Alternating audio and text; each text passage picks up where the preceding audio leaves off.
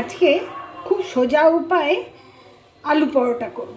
দেখো আলুগুলো সেদ্ধ করে নিয়েছি, এবার আমার ফুড প্রসেসরে এগুলো দিয়ে দিলাম। বেশি কিছু করার দরকার নেই, এইভাবেই আলু পরোটা কিন্তু খুব টেস্টি হয়। আর আজকে আমি যেভাবে দেখাবো, আজকে অ্যাকচুয়ালি আমার উপোস, তো উপোসের দিনে কেমন করে খাই সেটাই তোমাদের আজকে দেখাবো। দেবো কিছু জিরে গুঁড়ো, দেবো নুন, দেবো কিছুটা বিট নুন,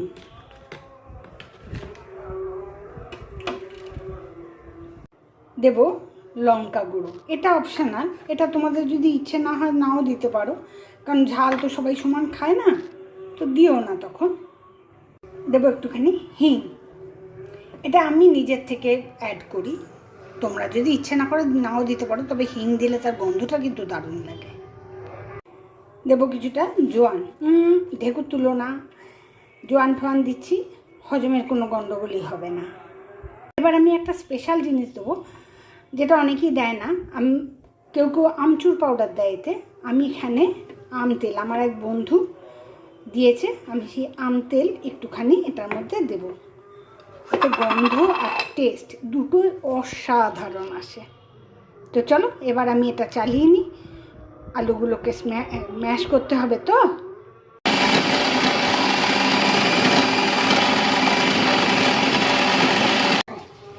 পুরো ম্যাশ হয়ে গেছে। এবার আমি এটা চেঞ্জ করে দেবো। এটার মধ্যে আমি কিন্তু আটা ফাটা সব মিশিয়ে দেবো, আমি আর আলাদা করে হাতে কিছু করব না। এবার আমি ব্লেডটা খালি জাস্ট চেঞ্জ করে দেবো। এবার এতে আমি আটাগুলো মেশাবো। আমি এটাতে ময়দা দিই না, কারণ ময়দা আমার ঘরে কেউ খায় না, আর এমনিতেও তোমরাও জানো ময়দা শরীরের জন্য মোটেই ভালো কথা কিছু না। তো আমি এখানে সিম্পল আটাই মেশাবো।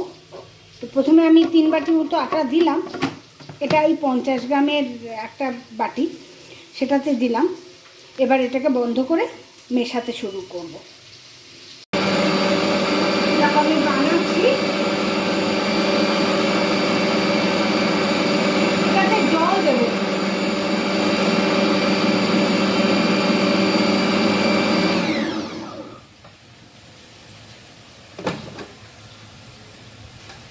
মোটামুটি ঝুরঝুরে হয়েছে, তার মানে আমার আটা আর দরকার নেই, সামান্য একটু জল দিলেও দিতে পারি।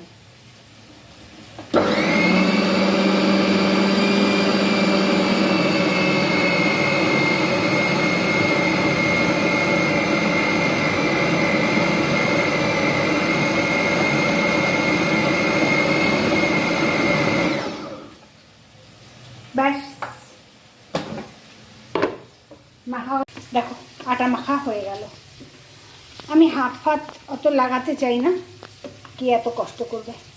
ফুড প্রসেসরেই খুব ভালো করে এগুলো মেশানো হয়ে যায়। এবার পরোটা ভেজে নেব। দেখো আটা মাখা হয়ে গেছে আলুর সঙ্গে। এবার এটা আমি লেচি কেটে বেলে পরোটা বানাবো। লেচি কেটে নিয়েছি, আমি আটা দিয়ে বেলবো, তোমরা চাইলে তেল দিয়েও কিন্তু বেলতে পারো, ঠিক আছে। হালকা হাতে একটু একটু মোটা করে বেলে নেব। বেলে নিলাম।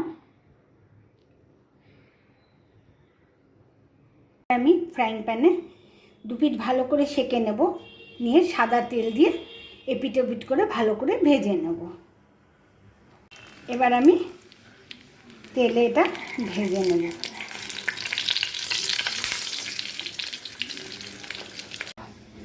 এরকম করে একটা একটা করে আমি ভেজে নেব।